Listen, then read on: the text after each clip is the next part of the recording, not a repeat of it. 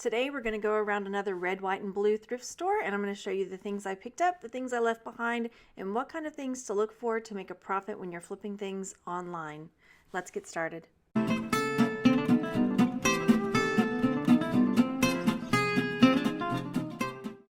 Welcome back. In today's video, I am going around another thrift store showing what I pick up and what I leave behind. But if you're new here, I'd like to welcome you. My name is Margaret. I'm one half of the reselling duo, Margaret and Juan, and we are full-time resellers. We flip things online on eBay, Etsy, Mercari, Facebook Marketplace, Poshmark, all these different places to make money to support our family. So if you're new here, I'd like to invite you to subscribe to the channel and hit the notification bell so you're notified if we put out new videos or when we go live. And my boost to really being able to go full-time is from cross-listing. I use List Perfectly to cross-list all my items on all the different platforms. It saves me a ton of time. So if you're interested, use my link and my coupon code down below. So once again, we are at the red, white, and blue thrift store. This was from our trip in New Orleans, and I found this little planter. He's not so little, actually. This adorable, like, ceramic elephant planter. He was, I think, $7.99, but half off because red tickets were half off this day, so maybe about $4. I didn't even look that one up. This is one of those, like, gut instinct. I'm going to get this planter. It would be great for some little succulents, and I'm pretty confident that I could probably get at least 30 or 40 bucks for that, if not more, but I'm going to do a little more research on it when I get the chance, when I get to photographing and listing it. Now, this store was packed to the gills. I was a little overwhelmed because we hit this store right when we got into town, before we even went to the hotel, and it was so full of stuff that I almost felt like I was like zoning out on items. You know, if you ever feel like there's so much to look at, you just kind of, you can't take it all in. So that's sort of how I felt on this trip. So right there, you see that pan with the little holes in it. That caught my eye when I was looking at this video. I didn't even notice it while I was there, or I would have picked it up. That was an Escargot Cooking Pan. Now, I have sold this type before that are little escargot ceramic. You bake them in the oven. And it depends on how many you've got, the size. They can be a good pickup, but not always. So it's definitely worth looking it up. So as you see here, some of these have sold for a pretty good profit. But like I said, if you've got one, if they cost too much up front, then it might not be worth picking up. So this was my listing that I sold. I sold these 5 for $75. And you see the date that I sold them was in 2019. So it's been a couple years, but I don't see them all the time. So yeah, I mean, it's something worth looking at. Like I said, just search it out and see if, you know, the one you find is worth flipping. The bags are always fun to look in. I found so many treasures in the bags. But on this trip, I don't really find a lot. I'm looking at the little trinket box in there, which I like selling trinket boxes. Sometimes they're slower sellers, but they're always fun to have. Yeah, you saw that getting thrown in the cart. Well, one of the kids, I'm thrifting with the kids, the whole family, so kids are going to be throwing stuff into the cart as we go as well. So I find this ceramic, looks like a mushroom canister. It looks like at the top that there maybe was supposed to be something there or a stem.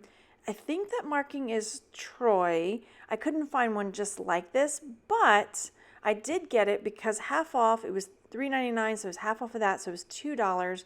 And I thought, you know what, let me take a chance on this. So there are some mushroom canisters that can bring in a really good profit. So here you see Arnell's ceramic mushroom canisters with lids that can go for a pretty good profit, about $70. Here are some smaller ones, different brand, that just are like 60 bucks. But then there's also Sears and Roebuck. These Sears and Roebuck canister sets with the mushrooms are selling for a lot. And I don't normally lot things up like this, but I think if I found a canister set like this, I would, because the profits are just too big to ignore on something like that. So keep your eyes open for mushroom canister sets. We'll have to see what that one does for me. All right, y'all know my love for ginger jars. This is a ginger jar / urn, and these can also sell for a really good profit. They're always worth looking up. This one's got some really nice flowers, and I think that's I don't know what kind of bird that. I want to say a kookaburra, but it's too small. but it's a really pretty bird. But I wanted to show you, there's a couple different kinds of ginger jars, and then there are some, I wanted to show you the types of profits. So they're always worth stopping and looking up. One where that you've got some crazing on it, as you can see. Crazing is like, it looks like it's cracked, but it's like under the glaze. So here are a couple ginger jars, just to give you an idea of how much they can go for. They don't always go for this much. But this one, this porcelain one sold for over $500. This one here with the food dog on top, also $522. It's got food dogs all over it. I mean, that's just a symbol that always seems to do well. This beautiful cloisonne one, it says it's cloisonne, but it doesn't look, I have to look at it much closer. But it's just really, really pretty. Now, see how this ginger jar has the flat top and it doesn't have that finial on top? So this is another style of ginger jar that I really like. That one's got a fish. So a lot of times you're looking at, who's the maker? What is the design on it? Is it, koi fish, food dogs, things that are auspicious, I would say, or just the design. This one is 1,000 Flowers. This one sold for $269. But here you can see these are ones that just ended recently. So there are some that, maybe aren't going to sell for quite as much. But I mean, depending on how much you're paying for it, they're nothing to sneeze at. These are ginger jars that I've sold. So $75, $24.99. That one didn't even have the lid on it with the little gnomes. And then $55 basically on the one with the big lotus flower or chrysanthemum, I believe it was. This little avocado, my kids wanted it, so it's not worth selling. But I was like, you know what? The kids like to smash up avocados, and they thought it was fun. So I was like, yeah, okay, I'll get it. Into the cart it went. But that's the fun part of thrifting too, getting to find cool stuff for the family. Now, the next thing that catches my eye here is this pitcher and bowl set. This is like, they would use this in a homes before running water, to wash their faces. Now I'm showing this crock instead. But I thought, what? I haven't seen one of these in a while. I was looking at it thinking, I wonder if this is going to be worth picking up. It's really big and bulky. And I looked it up and truly, there really were not. I mean, there were a couple that sold for a little bit more. But yeah, unless you hit on one that's really desirable, this one sold for $45. So yeah, I had a hunch that it probably wasn't going to be great, but yeah. So I left that one behind. So if you see those, sure, look it up because you might come across one that is worth a little bit, but yeah, they really weren't selling for that much at all. I wanted to take a moment to pause here and do a quick giveaway. I always enjoy reading the comments, and I thank you guys so much. I learn a lot from the comments section. So I wanted to thank Edge City Traders for the question in the comments on the last video. They asked if I have recorded a video on how I take pictures. And the answer is yes, I've done multiple, but I realized the last one I did was about 2 years ago. So I probably need to update it because now I do a lot more photos using just simple cardboard, trifolds. It's a lot easier and quicker. And I don't necessarily use the big fancy photo lights anymore because not everybody can afford those, especially new-time resellers. And sometimes it's just quicker to pop up a little trifold and take some pictures. So I need to redo that video. And thanks for the reminder. And so Edge City Traders, send me your mailing address at texasgaltreasures@gmail.com. And also let me know if you have a nut allergy, because I like to send these local Texas pralines out as well. And I'd hate to send you one if you're allergic to nuts. So thanks again for your comments. Let's get back to the video. Now I'm looking at the items see they've got a lot of the stuff like piled on top of where the clothes are. So luckily I'm able to use my camera to see a little bit better because I am a little bit short. These green mugs really caught my eye, and they were marked England on the bottom. I couldn't figure out the brand beside that, and I couldn't find them when I looked them up. So if you guys know the brand on those, please let me know, because I'd hate to think that I left something behind that might have been something I could have profited off of. I see a little canister set back there that I totally missed. Like I said, this place was stacked. It looks like a little sugar set, like sugar, salt, pepper mug in a bag. And yeah, I mean, sometimes when there's so much stuff, I feel like I can't see it all. Now, you guys know how much I love selling mugs, but the mugs here were a little bit expensive. That one had a chip and it was $1.99. Some of these were pretty cool, but I wouldn't have paid definitely more than $1 on most of them. But I did find one here. Well, this is a brand that I wish I would have found here. This is called Mako. I'm sure I'm saying it wrong, but this is a brand to be looking out for. I mean, there's quite a few mug brands, but this one can bring a really good profit. So if you see this Mako, and I'm sorry if I'm butchering the name, set that sold for $125, a 5-piece set. They also make little teapots like this that can sell, $75 and up. So it's something to be on the lookout for if you see this brand. Here's a rare, I'm sure I'm saying it wrong, Mako mug that sold for $44. So keep an eye out for that brand. This is what the bottom of it looks like. So when you see it, hopefully it'll trigger something in your brain to say, oh yeah, I remember seeing this somewhere before. What was it? So I always like when I'm looking at mugs, even if I find something that's not selling for a good profit, I always try to look at and see, well, following those same, search parameters, search from highest to lowest and see what is making a good profit. So I see mugs like this all the time, but I always just think they're whatever, dime a dozen. So I thought, you know what, today I'm going to look them up and see if they were worth anything. And guess what? They're not. So I even looked to see like, oh, maybe there is a design from that maker that is worth some money, but no. I didn't see any, unless you have like a whole set. Even then, like a 32-piece set from that designer was just maybe $50. So it was just not going to be worth my time. This set was bothering me because it said 4-piece set, but I could not find one that had a price on it. They were like, oh man, well maybe that was it, $3.99. So this is a Dalmatians, 101 Dalmatians mug. I don't end up getting this one because I think they wanted $3 for it. Yeah, $2.99. And it just, there just weren't very many sold as far as 101 Dalmatian mugs. So as cute as it was, I left it behind. Same thing with this tall sloth mug.